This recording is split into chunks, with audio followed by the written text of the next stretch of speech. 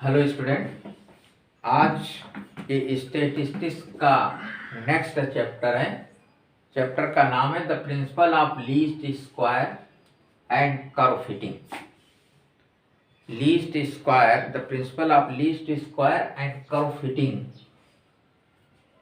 इस चैप्टर में sometimes physical quantity of the observation is not determined. Thus situation एक particular method है principle of least square. इससे हम जो फिजिकल क्वांटिटी होती हैं उनको हम ऑब्जर्व कर लेते हैं और ऑब्जर्व करने के बाद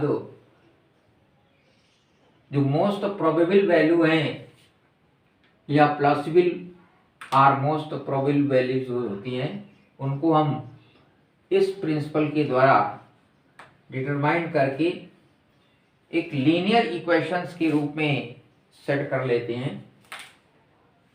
suppose that independent linear equations a1x1 plus b2x2 plus c1x3 dot dash s1 equal to I1, a2x1 plus b2x2 plus c2x3 dot dash s2xk equal to I2।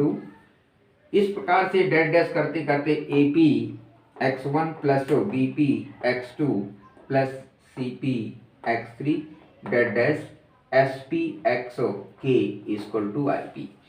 These are linear independent equations. Linear independence equations. ये हमने observe किया रामायण। तो if number of equations P is less than number of variable K, यानी number of जो equations हैं ये जैसे AP, A1, A2 dot dot dot dash करते करते AP या I1, I2 डेट डैश करते करते IP, अगर नंबर ऑफ इक्वेशंस यानी जो P की वैल्यू है नंबर ऑफ वेरिएबल्स जैसे x1, x2, x3 dot dash xk हमारे वेरिएबल्स हैं और IP हमारे नंबर ऑफ इक्वेशंस हैं। तो इफ नंबर ऑफ इक्वेशंस और नंबर ऑफ वेरिएबल अगर P की वैल्यू हमारी K से लेस देन है यानी number of equations is less than number of variables, तो ऐसे इक्वेशंस का देयर इज नो सॉल्यूशन। और जब देयर इज नो सॉल्यूशन यानी पॉसिबल वैल्यू हमारी नहीं है तो ऐसी कंडीशन पे तो देयर इज नो सॉल्यूशन हो जाता है। और if number of equations is greater than or equal to number of variables then find एक यूनिक सेट ऑफ वैल्यू मिलती है satisfying the given system of equation, जो कि इक्वेशन को हमारी सेटिस्फाई करती है।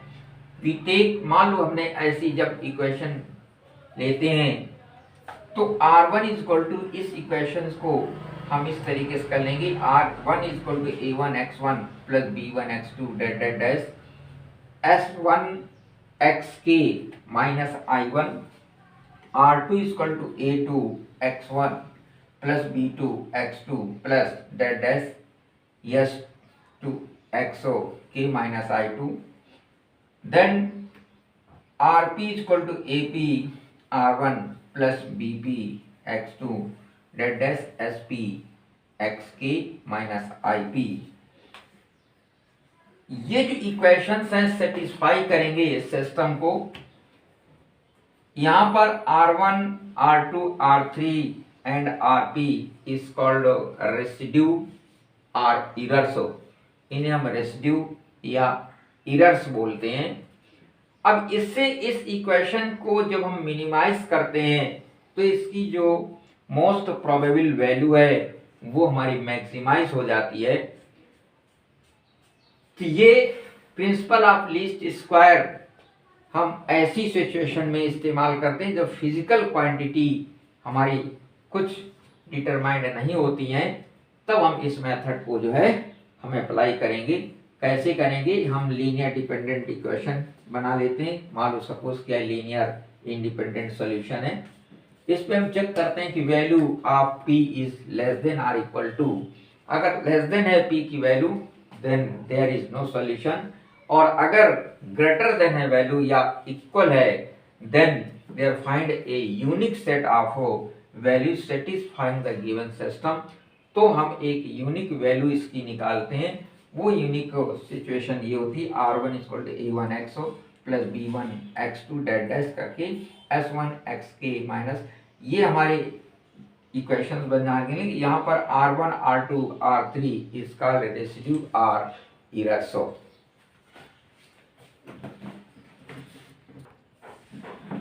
अब जो लीनियर इंडिपेंडेंट इक्वेशन हमें प्राप्त हुई थी, उस लीनियर डिपेंडेंट इक्वेशंस को मिनिमाइज करते हैं।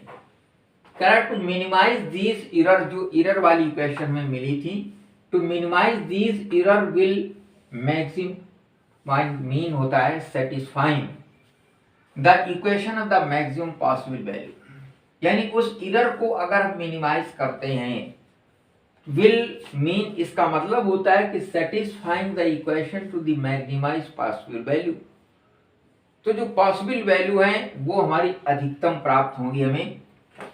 तो Legender gives the principle of least equation two solve such problems. ऐसी प्रॉब्लम्स को सॉल्व करने के लिए लीजेंडर ने एक लीस्ट स्क्वायर मेथड दिया, जो कि मिनिमाइज और पॉसिबल वैल्यू पर आधारित है। मान लिया कि वो जो r हमें प्राप्त हुआ था एरर्स वाली इक्वेशन, तो s is equal to r1 square plus r2 square dash dash rp square is minimised.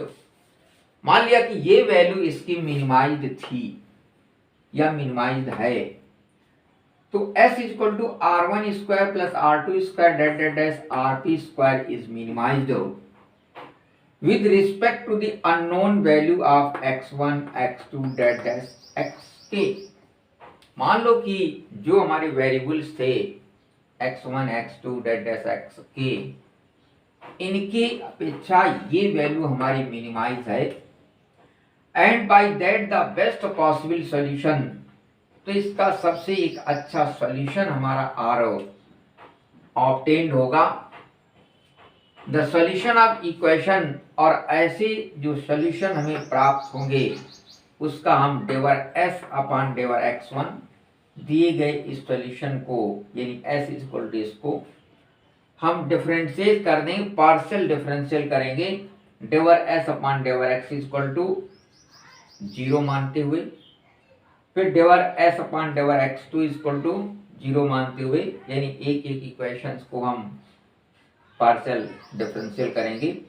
तो with respect to x1 x2 xk के सापेक्ष में, तो डेवर s अपॉन डेवर x1 इज इक्वल टू 0, डेवर s अपॉन डेवर x2 इज इक्वल टू 0, ये हम पुट करेंगे डैट डैश ऐसे डेवर s अपॉन डेवर xk इज इक्वल टू 0, यानी ये हमें एक पार्शियल डेरिवेटिव इक्वेशंस प्राप्त हो जाएंगी। इन्हीं इक्वेशंस को हम नॉर्मल इक्वेशन कहेंगे। तो which is called normal equation. तो ये नॉर्मल इक्वेशंस को हम अब सॉल्व करेंगे, will give most possible estimate of x1 x2 xk, और इसी को सॉल्व करके हम x1 x2 xk की वैल्यू निकालेंगे, जो कि हमारी मोस्ट पॉसिबल वैल्यू होंगी। उसी को हम पॉसिबल वैल्यू या मोस्ट एस्टिमेशन या मोस्ट पॉसिबल वैल्यू कहेंगे। इसके लिए डबल डिफरेंशियल हम पार्शियल करेंगे कि इफ डेवर 2s अपॉन डेवर x1 is greater than 0, so for different value of xi के लिए i जहां पर हमारा 1 2 3 k तक वैल्यू है, तो x i के सापेक्ष में हम इसका डबल डिफरेंशियल करके तब इसकी पॉसिबल वैल्यूज को जो है कैलकुलेट करते हैं। अब हम एक एग्जांपल लेकर के हम समझेंगे कि किस प्रकार से हम एस्टीमेट करेंगे पॉसिबल वैल्यू यानी मोस्ट प्रोबेबल वैल्यू। तो देखिए इसी पॉसिबल वैल्यू पर एक क्वेश्चन है कि find the most possible value of x y and z from the following equations. ये हमारा क्वेश्चन है कि find the most possible value of x y and z from the following equations. Equations दी हुई है x minus y plus 2z is equal to 3, ये number लिख डाल लो। 3x plus 2y minus 5z equal to 5, ये number 2 दी हुई है। 4x plus 5 plus 4z equal to 21, ये नंबर 3 दी हुई है। Minus x plus 3y plus 3z equal to 14, ये नंबर 4। ये इक्वेशंस दी हुई हैं, इससे हमें x y z की पॉसिबल वैल्यू फाइंड करना है। देखिए तो यहाँ पर नंबर ऑफ इक्वेशंस जो हैं 1 2 3 4, वेरिएबल हमारे कितने हैं 1 2 3, तो number of equations is greater than number of variables. So this इसका हम सॉल्यूशन कर सकते हैं। अगर number of equations number of variable से कम होते then there is no solution. ठीक, तो यहाँ पर 3 हमारी वेरिएबल हैं और इक्वेशंस हमारी 4 हैं, इसलिए हम इस सॉल्यूशन को कर सकते हैं। इसका एक यूनिक सेट हमें जो है प्राप्त हो जाएगा। तो सम ऑफ एरर्स और रेसिड्यू निकालेंगे। इसका हम सम ऑफ एरर्स और रेसिड्यू जो होगा s is equal to sum of their squares. तो इन सब इक्वेशंस का हम स्क्वायर करेंगे तो ये आ जाएगा x minus y plus 2z minus 3 का स्क्वायर। ये हमने r1 r2 पहले निकाल लिए, r1 r2 का स्क्वायर कर देंगे, ऐसे मिलेगा हमें। ये आ जाएगा 3x plus 2y minus 5z और माइनस 5 का स्क्वायर प्लस फिर लेंगे 4x plus Y plus 4z minus 21 का स्क्वायर प्लस इसका लेंगे हम माइनस x प्लस 3y और प्लस 3z और माइनस 14 का स्क्वायर। ये हमें s प्राप्त हो गया। अब इससे हम नॉर्मल इक्वेशंस फाइंड करेंगे। तो नॉर्मल इक्वेशंस हमारे क्या होते हैं कि डेवर s अपॉन डेवर x equal to 0, this is a normal equation, this is a normal equations. ठीक, तो डेवर s अपॉन डेवर x, फिर डेवर s अपॉन डेवर y, फिर डेवर s अपॉन डेवर z, इस तरीके से हमें 3 नॉर्मल इक्वेशंस जो है प्राप्त हो जाएंगे। तो डेवर s अपॉन डेवर x जब हम करेंगे तो ये आ जाएगा डेवर s अपॉन डेवर x इज इक्वल टू 2 और x माइनस वाई और प्लस 2z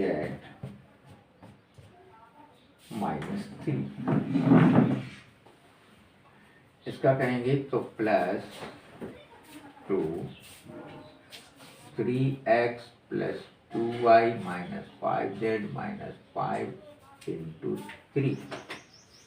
इसका करेंगे तो plus 2 4x plus y plus 4z minus 21 into 4 और प्लस इसका करेंगे तो minus x plus 3y plus 3z और माइनस 14 इंटू माइनस 1। इस इक्वेशन को हम सॉल्व कर लें तो सिंप्लीफाइंग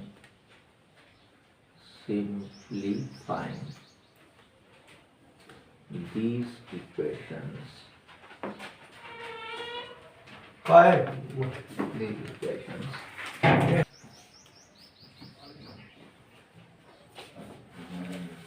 ये जो डेवर एस अपॉन डेवर एक्स हमें प्राप्त हुआ है, इसको ये 2x minus y plus 2z minus 3, इसको हमने पार्शियल डिफरेंशियल किया इस इक्वेशन का, यस का। तो सिंप्लीफाइंग दीज इक्वेशन, तो इस इक्वेशन को जब हम सॉल्व कर लेंगे तो एक्स वाई जेड में एक हमें नया इक्वेशन प्राप्त हो जाएगा। तो वो इक्वेशन हमें क्या मिलेगा, तो डेवर एस अपॉन डेवर एक्स से जो हमने निकाला था डेवर एस अपॉन डेवर एक्स इक्वल टू 0, एक इक्वेशन इसको जब हमने सिंप्लीफाई किया था तो एक इक्वेशन हमें ये मिली थी। अब इसी प्रकार से हम डेवर एस अपॉन डेवर वाई से जो निकालेंगे इक्वल टू 0, उससे सिंप्लीफाई करेंगे तो उससे इक्वेशन हमें नंबर 6 प्राप्त होगी। और इसी तरीके से डेवर एस अपॉन डेवर जेड को हम सिंप्लीफाई करेंगे तो इक्वेशन नंबर में 7 प्राप्त होती है। तो ये 3 इक्वेशंस हमें प्राप्त हुई, ये कहलाती हैं नॉर्मल इक्वेशंस, नॉर्मल इक्वेशंस। ठीक, इन नॉर्मल इक्वेशंस को पुनः हम सिंप्लीफाई करेंगे, दो को लेकर के हम सिंप्लीफाई करेंगे इसको, तो हमें x की वैल्यू प्राप्त होगी 2.47, y की वैल्यू प्राप्त होगी हमें 3.55, z की वैल्यू हमें प्राप्त होगी 1.92 इन दिस नॉर्मल इक्वेशन से। तो ये जो वैल्यू है x y z की, ये हमारी होंगी are the best solution of the x y z। इसी को हम पॉसिबल मोस्ट प्रोबेबल वैल्यू या पॉसिबल वैल्यू कहेंगे, या पॉसिबल वैल्यू भी यही हमारी जो है कहलाती है। ठीक, तो क्लियर हो गया। पहले हम दिए गए इक्वेशंस को क्या करते हैं, s इज इक्वल टू कर लेंगे, यानी r1 square plus r2 square that dash करके इस s को हम डेवर s अपॉन डेवर x जितने भी वेरिएबल दिए होते हैं उन वेरिएबल के अकॉर्डिंग पार्शियल डिफरेंशिएट करते हैं और इक्वल 0 कर देते हैं, हमें नॉर्मल इक्वेशन प्राप्त हो जाती हैं। उन नॉर्मल इक्वेशंस को हम सॉल्व कर लेते हैं तो एक्स वाई जेड की वैल्यू हमें जो है प्राप्त हो जाती हैं।